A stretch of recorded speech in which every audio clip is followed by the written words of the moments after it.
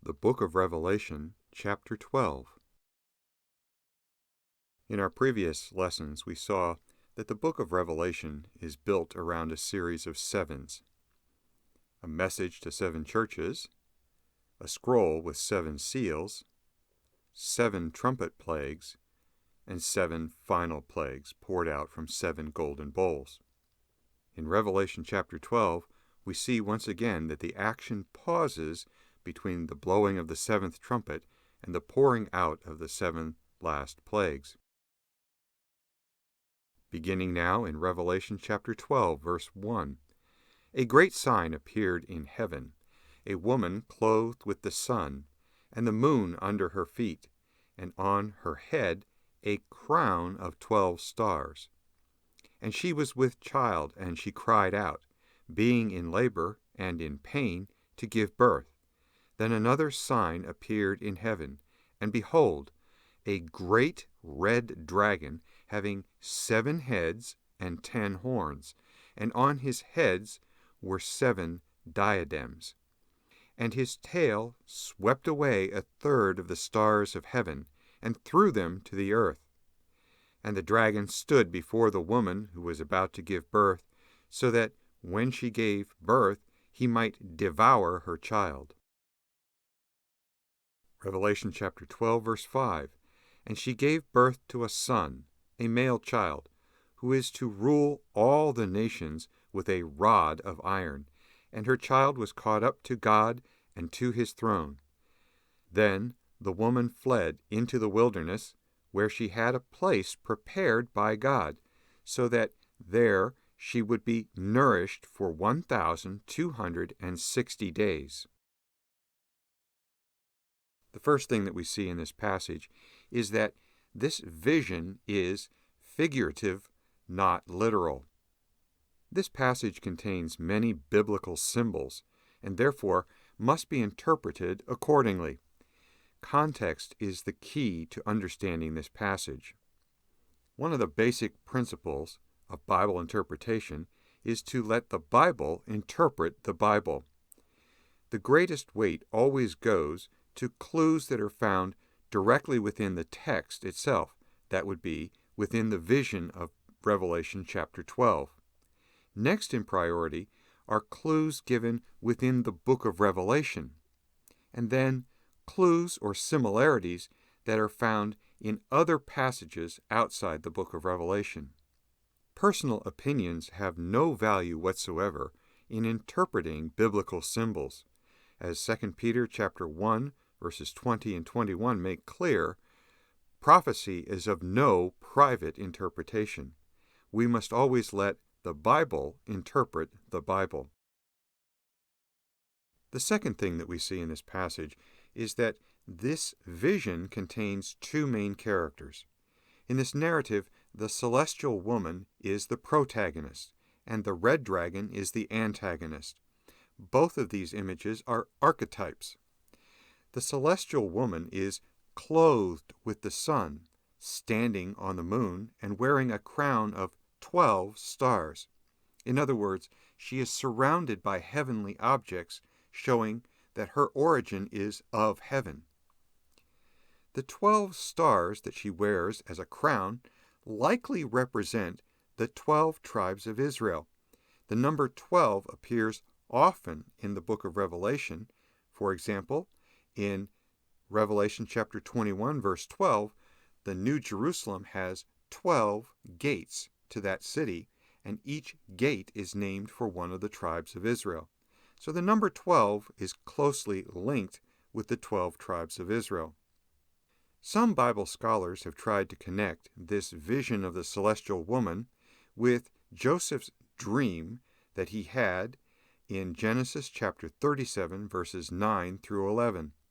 However, the vision of the celestial woman is very different than Joseph's dream about the sun, moon, and 11 stars bowing down before him.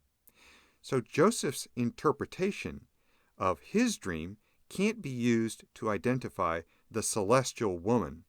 You might recall that in Joseph's dream, the sun, moon, and 11 stars bowed down before him.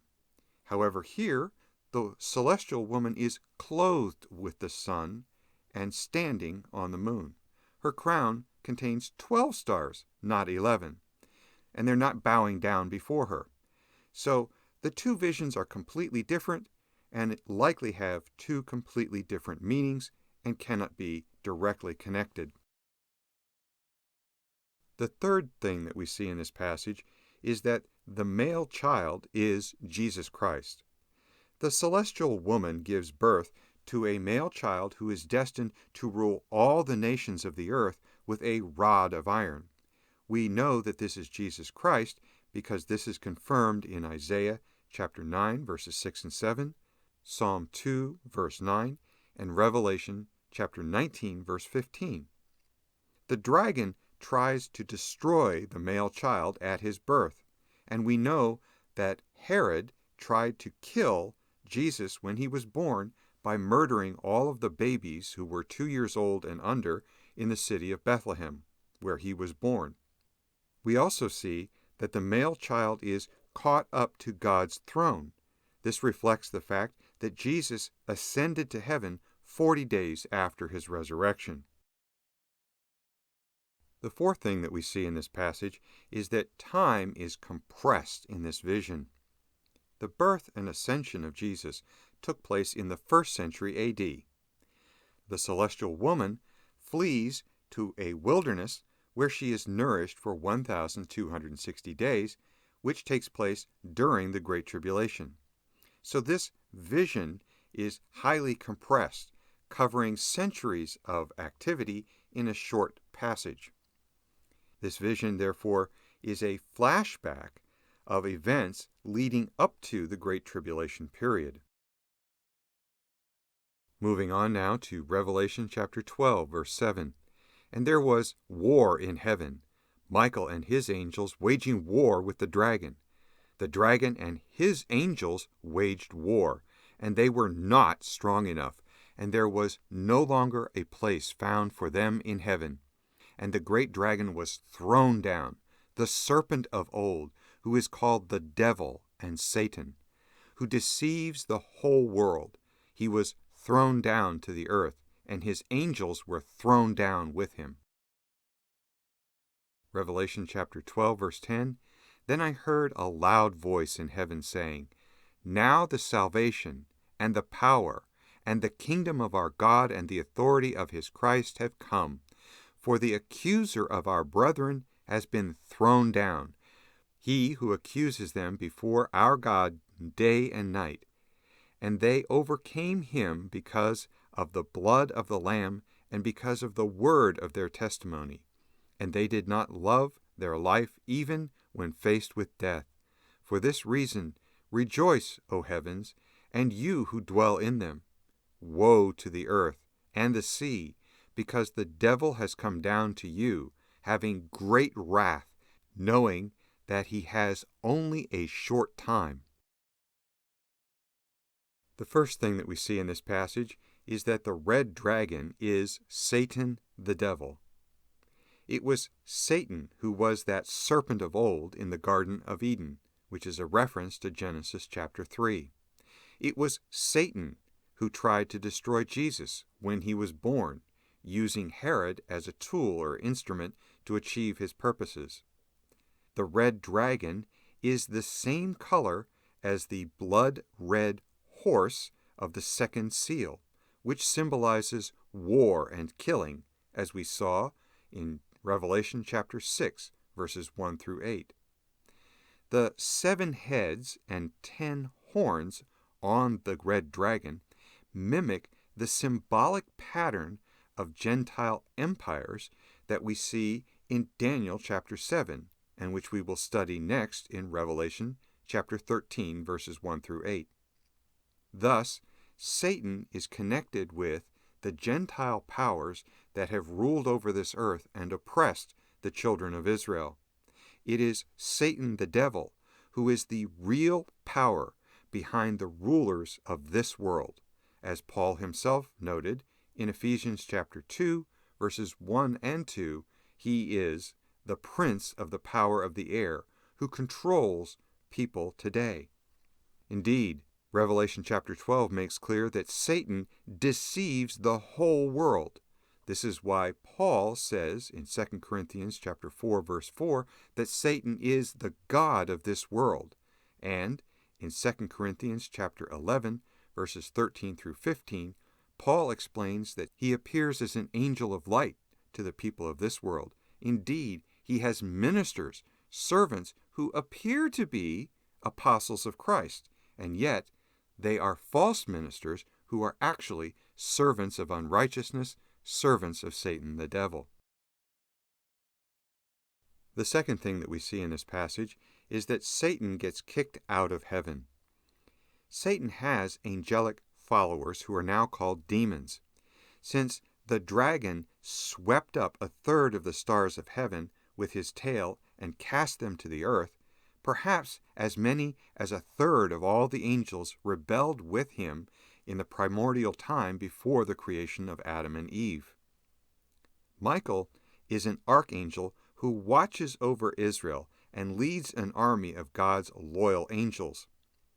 Michael and his angels wage war with Satan and his army and kick them out of heaven forever.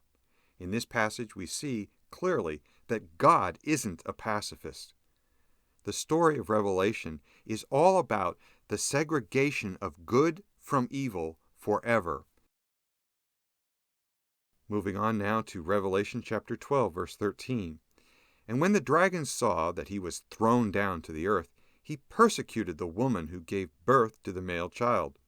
But the 2 wings of a great eagle were given to the woman, so that she could fly into the wilderness to her place, where she was nourished for a time and times and half a time from the presence of the serpent.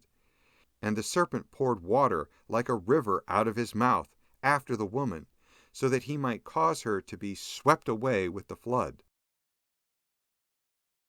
Revelation 12, verse 16, But the earth helped the woman, and the earth opened its mouth and drank up the river which the dragon poured out of his mouth. So the dragon was enraged with the woman, and went off to make war with the rest of her children, who keep the commandments of God and hold to the testimony of Jesus. The first thing that we see in this passage is that the war in heaven occurs at the end time. The war in heaven probably occurs shortly before the start of the Great Tribulation.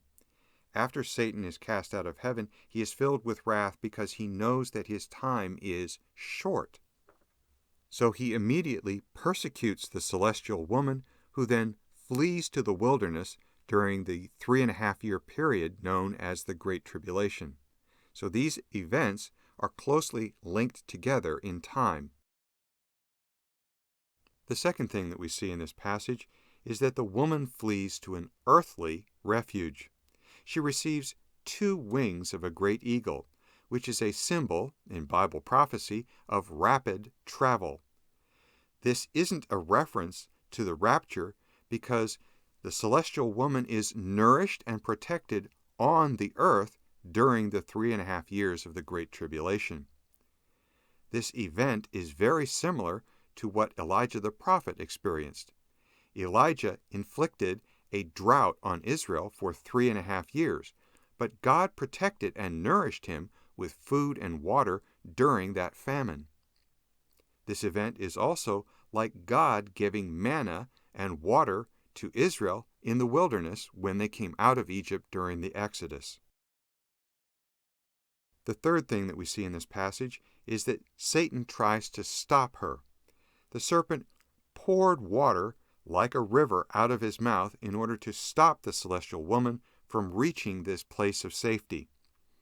Revelation uses water as a symbol for many people, as we see in Revelation chapter 17, verse 15. The dragon pouring water from his mouth may be a figurative way of saying that he commands an army to chase after the woman and stop her from reaching this place of protection. However, the earth helps the woman by swallowing the flood.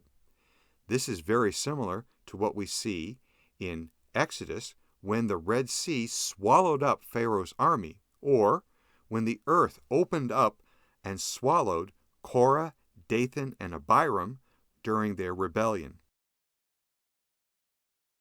The fourth thing that we see in this passage is that the celestial woman has other children. When Satan sees that he can't harm the woman, he goes after the rest of her children who keep the commandments of God and hold to the testimony of Jesus. Her children are true Christians. They obey God's commandments, and they hold to the testimony of Jesus Christ, which reveals the identity of the celestial woman. The devil also has children who take after their father. In John chapter 8, verse 44, Jesus clearly showed that in a spiritual sense, the devil has children, and those children seek to do the will of their father, the devil. In the same way, God also has children who seek to do what pleases him. Clearly, God is going to protect some of his people on the earth during the Great Tribulation, but not others. The fifth thing that we see in this passage is that the celestial woman is spiritual Israel, the church. We know that this vision of the celestial woman isn't a reference to Mary, the mother of Jesus, because this vision is symbolic, not literal. It includes events that span many different centuries, and Mary certainly didn't live for centuries. Mary isn't going to be protected from a future earthly tribulation because she is dead and awaiting the resurrection in her grave. We know that the woman isn't Israel because Israel doesn't hold to the testimony of Jesus, and Israel won't be protected from the Great Tribulation, as we saw in Daniel chapter 11, verse 41. The armies of the king of the north will occupy the land of Israel during the Great Tribulation period. The text does give us several clues that help us to identify the celestial woman.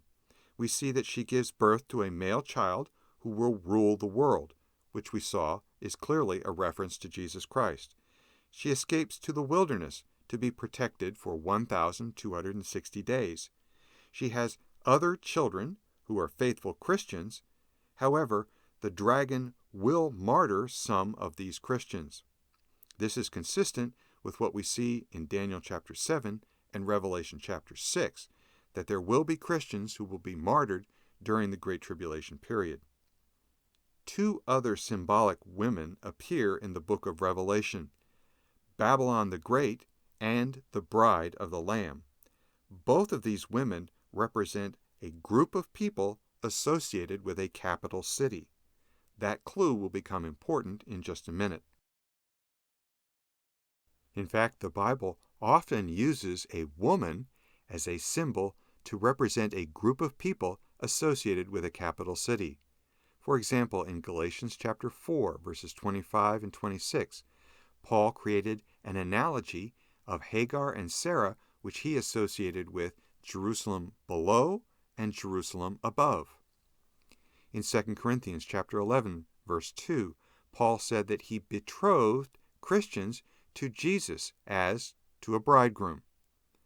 Isaiah chapter 47 describes Babylon as the daughter of Chaldea. Ezekiel chapters 16 and 23 picture Jerusalem and Samaria as adulteresses committing spiritual fornication against their husband, the Lord of Israel. Many passages, in fact, refer to Jerusalem as the daughter of Zion. When we consider all of the biblical evidence, the analogy that seems to fit most closely with Revelation chapter 12 is the analogy that Paul gave in Galatians chapter 4. Paul said that Christians are children of Jerusalem above, an allegorical reference to the new covenant. In Romans chapter 2, verse 28, Paul said, "For he is not a Jew who is one outwardly, nor is circumcision that which is outward in the flesh.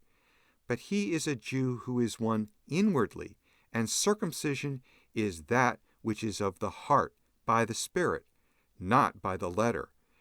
And his praise is not from men, but from God." In this passage we see that all Christians who are indwelt by the Holy Spirit are spiritual Israelites and sons of Abraham by faith. In Matthew chapter 24, verses 15 and 16, Jesus warned his followers to flee to the mountains when they see the abomination of desolation set up in the temple. It is interesting to note that Jesus promised the congregation of Philadelphia that he would deliver them from the trial that is coming on the whole world, as we see in Revelation chapter 3, verse 10.